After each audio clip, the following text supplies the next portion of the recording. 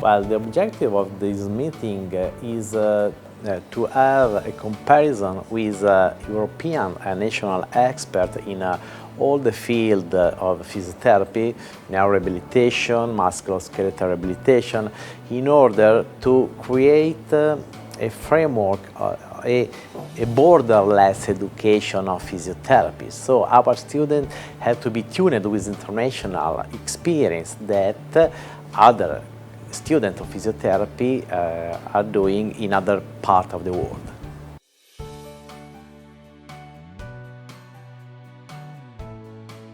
Well, first of all, the World Confederation for Physical Therapy and the European region of the World Confederation for Physical Therapy advocates through its policy guidelines on education what are the minimum entry-level requirements for a professional physiotherapist to become such in the profession.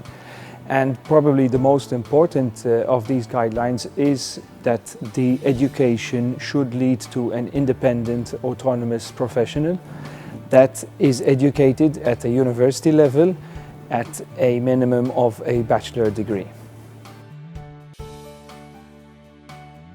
I think it's important to be and to raise physical therapists that are experts in their field.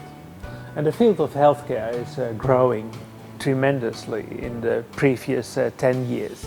So what we need is specialists. Specialists in oncology, specialists in, for example, musculoskeletal diseases or neurorehabilitation. My field is in particular neurorehabilitation. And what I need is people who are dedicated to improve the neurorehabilitation, and that makes that these physical therapists need competencies.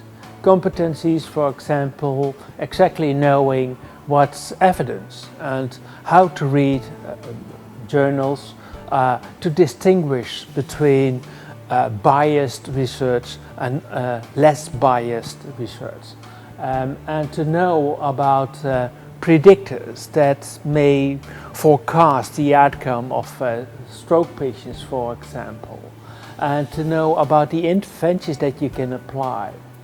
And I think it's in particular in these years when there's a growing amount of technology, e-health, telerehabilitation and things like that, that's developing. There are more than 500,000 of apps, for example, on your mobile, and the good therapist is able to distinguish what's the good app and not a good app, and that follows the evidence-based medicine. So yeah, he needs a little bit a small voice in his background of his head saying, okay, is this the true or is this not the true? And that's the challenge, I think.